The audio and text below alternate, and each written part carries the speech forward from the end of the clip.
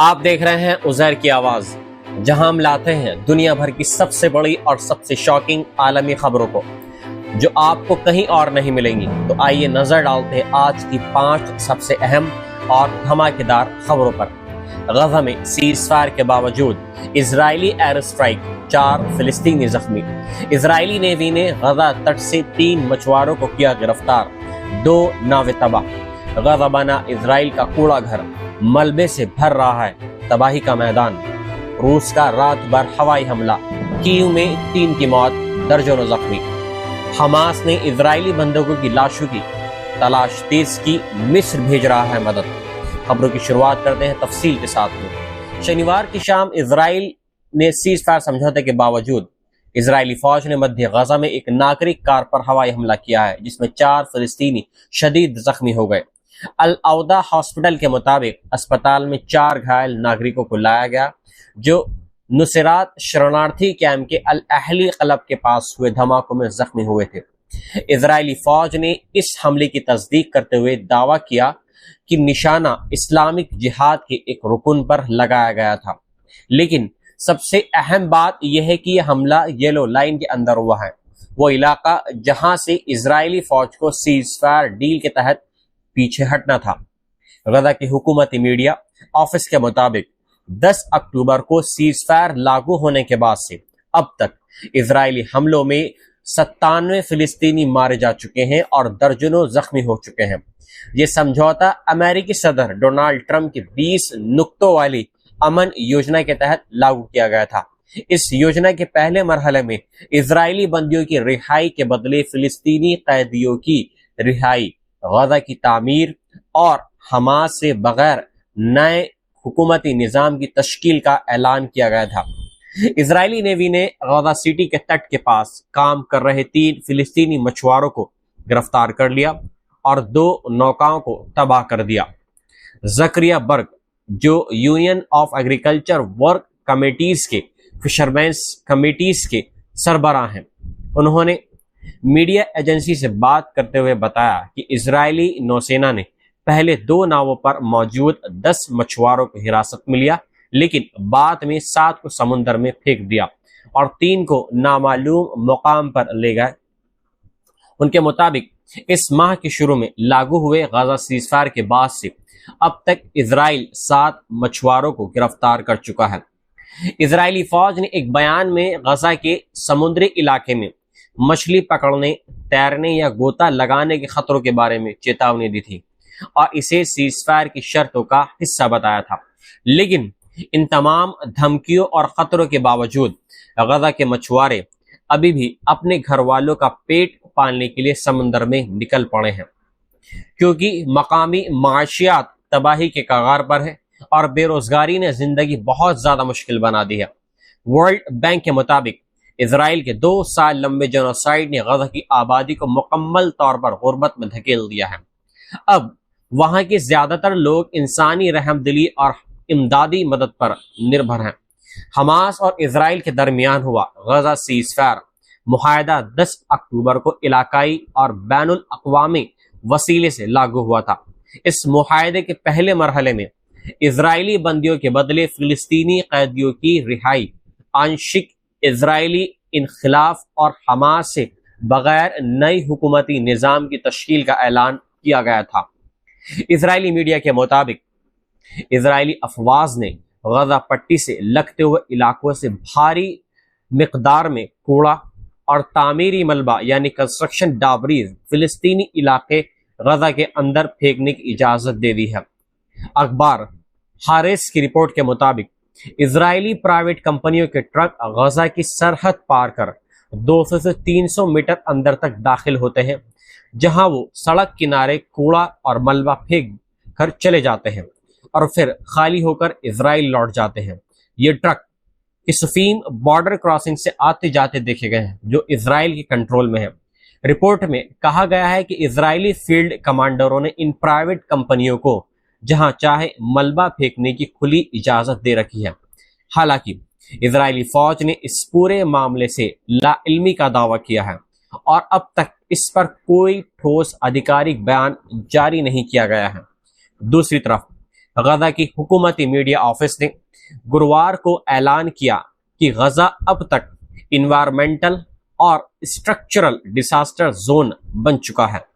اسرائیل کی 2 سال لمبی جنوسائیڈل جنگ نے قریب 90% سول انفراسٹرکچر پوری طریقے سے تباہ کر دیا ہے، اور اب غزہ میں لگ بھگ 70 ملین ٹن ملبہ جمع ہو چکا ہے۔ UN کے مطابق غزہ کی دوبارہ تعمیر یعنی ریبلڈنگ کے لیے قریب $70 ارب کی ضرورت ہوگی۔ یہ سب اس وقت ہو رہا ہے جب 10 اکتوبر سے امریکی صدر ڈونالڈ ٹرمپ کے 20 نقطوں والے سیز فائر پلان کا پہلا مرحلہ لاگو ہو چکا ہے۔ اس مرحلے میں اسرائیلی بندیوں کے بدلے فلسطینی قیدیوں کی رہائی، غزہ کی تعمیر اور حماس سے بغیر نئے حکومتی نظام کی تشکیل، یہ سب چیزیں شامل ہیں۔ مگر حقیقت یہ ہے کہ جس غزہ کو دوبارہ بسانے کی بات کی جا رہی ہے اس سے پہلے اسرائیل نے ملبے کا ڈھیر بنا دیا ہے۔ وہیں روس یوکرین جنگ اپنے 4 سال پورے کرنے کو لے کر ہے، لیکن خون خراب ابھی بھی تھما نہیں ہے۔ شنیوار کی رات یوکرین کی راجدھانی کیو پر روس نے ایک اور بھیشن ہوائی حملہ کیا ہے، جس میں کم سے کم 3 لوگ مارے گئے اور 27 زخمی ہو گئے ہیں، ان میں 6 بچے بھی شامل ہیں۔ کیو کے میئر وٹالی گلیچیکو نے بتایا کہ رات بھر کئی روسی ڈرون شہر کے اوپر اڑتے رہے اور لوگوں کو چیتاونی دی گئی کہ وہ شیلٹر میں ہی رہیں۔ ڈرون کے ٹکڑے نارتھ ایسٹ ڈسٹرکٹ دسنیاسکی کے 9 منزلہ عمارت پر گرے، اس سے کئی فلیٹس میں آگ لگ گئی۔ آگ پر ترنت قابو پا لیا گیا مگر عمارت کو بھاری نقصان پہنچ گیا۔ اسی علاقے میں ایک اور 9 منزلہ عمارت کو بھی نقصان ہوا ہے، جہاں سے 5 لوگوں کو زندہ بچایا گیا، جبکہ اتری کیو کے اوبولنسکی ڈسٹرکٹ میں ایک 16 منزلہ عمارت پر بھی ڈرون کا ملبہ گرا ہے، جس سے ایک فلیٹ پوری طریقے سے تباہ ہو گیا۔ میئر گلیچکو نے کہا کہ کوئی ڈھانچہ نہیں ڈھہا اور نہ ہی آگ لگی ہے، لیکن شہر بھر میں تباہی کے نشان صاف دکھ رہے ہیں۔ رات لگ بھگ 1.5 گھنٹے تک پورے کیو اور آس پاس کے علاقوں میں ایئر ریڈ سائرن بجتے رہے، جب تک کہ صبح 2:30 بجے یوکرینی ایئر فورس نے خطرے کی چیتاونی نہیں ہٹائی۔ روس اور یوکرین دونوں ہی ایک دوسرے پر سویلینوں کو نشانہ بنانے سے انکار کرتے ہیں، مگر حقیقت یہ ہے کہ ہزاروں معصوم اس جنگ کی بھیٹ چھڑ چکے ہیں، جن میں زیادہ تر یوکرینی عام ناگرک ہیں۔ یہ حملہ اس دن کے بعد ہوا جب روسی ڈرون اور میسائل حملوں میں یوکرین کے 4 لوگ مارے گئے تھے، جن میں 2 کی موت کیو میں ہوئی تھی۔ اسی دوران روسی صدر ولادیمیر پوتن نے اعلان کیا ہے کہ روس نے اپنے نیوکلیر کروز میسائل بوروستنک کا آخری اور کامیاب ٹیسٹ پورا کر لیا ہے۔ انہوں نے یہ بھی کہا کہ یہ میسائل دنیا میں کسی کے پاس نہیں ہے اور اس کی رینج بے مثال ہے، لمٹ لیس ہے۔ روسی فوج کے چیف آف اسٹاف ولیری گریسیموو نے بتایا کہ اس میسائل نے 15 گھنٹے کی اڑان میں 4000 کلومیٹر تک کا سفر طے کیا ہے۔ دوسری طرف امریکی صدر ڈونالڈ ٹرمپ نے روس یوکرین جنگ کو روکنے کے لیے پوتن سے ملاقات کی سمبھاوناؤں کو انکار کر دیا ہے، اور کہتے ہوئے وہ بھی اپنا وقت برباد نہیں کریں گے۔ حالانکہ روس کی طرف سے کیریل تیمتریو نے ٹرمپ پرشاسن کے کچھ ادھیکاریوں سے بات چیت کی ہے، جس میں اسپیشل انوائر اسٹیو وٹکاف بھی شامل تھے۔ رویوار کو کریملن نے کہا کہ پوتین ٹرمپ ملاقات رد نہیں ہوئی ہے، لیکن اس کی تیاری کی ضرورت ہے۔ اس بیچ امریکہ اور یورپین یونین نے روس پر نئی سخت یعنی سیکشنز لگا دی ہیں، جو ماسکو کی جنگی معاشیت یعنی وار اکنامک کو کمزور کرنے کے لیے لگائی گئی ہے۔ لیکن پوتن نے کہا ہے کہ کوئی بھی قوم دباؤ میں جھک کر فیصلے نہیں کرتی، اور امریکی پابندیوں کو غیر دوستانہ عمل قرار دیا گیا ہے۔ وہی غزہ سے آنے والی تازہ رپورٹس کے مطابق حماس نے اسرائیلی بندوقوں کی لاشوں کی تلاش کا اور دائرہ بڑھا دیا ہے۔ یہ قدم اس وقت اٹھایا گیا ہے جب مصر نے شنیوار کو اپنے ماہرین اور بھاری مشینری غزہ بھیجی ہے تاکہ ان لاشوں کو ڈھونڈنے میں مدد مل سکے۔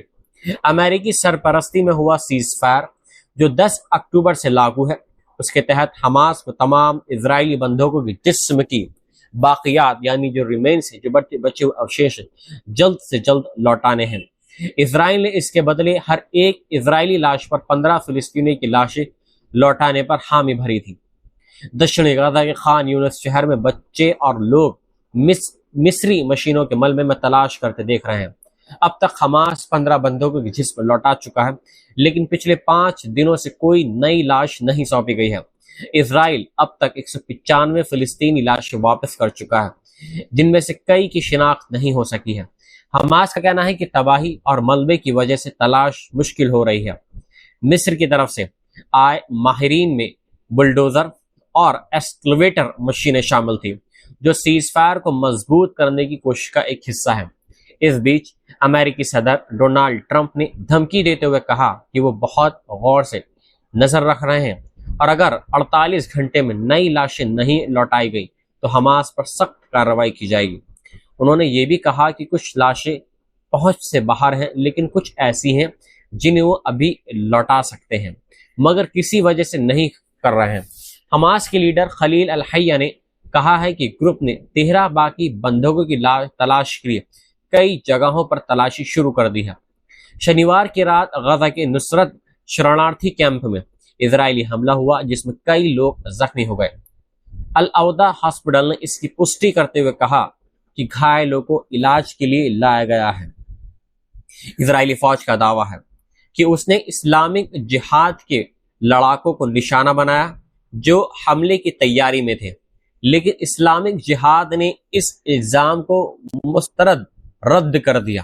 حماس نے اسے سیز فائر کی کھلی خلاف ورزی بتاتے ہوئے نتنیاہو پر الزام لگایا ہے کہ وہ امریکہ کی امن کی جو کوششیں ہیں ان کو ناکام کرنا چاہتا ہے۔ نتنیاہو نے جواب میں کہا، ہم ہر خطرے کو اس کی پیدائش سے پہلے ہی ختم کر دیتے ہیں، جیسا کل غزہ میں کیا گیا۔ انہوں نے یہ بھی کہا کہ اسرائیل اپنی سرکشا پر کسی اور کا حکم نہیں مانے گا، جبکہ پچھلے ہفتے ایسی رپورٹ آئی تھی کہ ٹرمپ حکومت اسرائیل کی سرکشا نیتی پر اثر ڈال رہی ہے۔ غزہ کی صحت وزارت یعنی ہیلتھ منسٹری کے مطابق 7 اکتوبر 2023 کو شروع ہوئے جنگ کے بعد سے اب تک 68,500 سے زیادہ فلسطینی مارے جا چکے ہیں، جن میں زیادہ تر بچے، عورتیں اور بزرگ شامل ہیں۔ UN ایجنسیاں اور آزاد تذکرہ نگار یعنی انڈیپینڈنٹ ایکسپرٹس ان آنکڑوں کو اوشوسنی مانتی ہیں۔ سنیکت راشٹر اور انسانی اداروں کا کہنا ہے کہ غزہ اس وقت قحط، تباہی اور انسانی بحران کے عالم میں ہے اور وہ اسرائیل سے زیادہ امدادی سامان اندر جانے کی اجازت کی مانگ کر رہے ہیں۔ امریکی خارجہ وزیر مارکو روبیو شنیوار کو اسرائیل سے روانہ ہو چکے ہیں۔ انہوں نے بتایا کہ امریکہ، اسرائیل اور دوسرے مذاکر دیشوں کے درمیان ایک نیا سینٹر بنائے گا جو سیز فائر کی نگرانی اور غزہ کی تعمیر کی پلاننگ کرے گا۔ قریب 200 امریکی افسر اس سینٹر میں اسرائیلی فوج اور دوسرے ملکوں کے ساتھ کام کر رہے ہیں۔ حالانکہ امریکہ کا کہنا ہے کہ اس کے سپاہی غزہ کی سرزمین پر آپریشن بالکل بھی نہیں کریں گے۔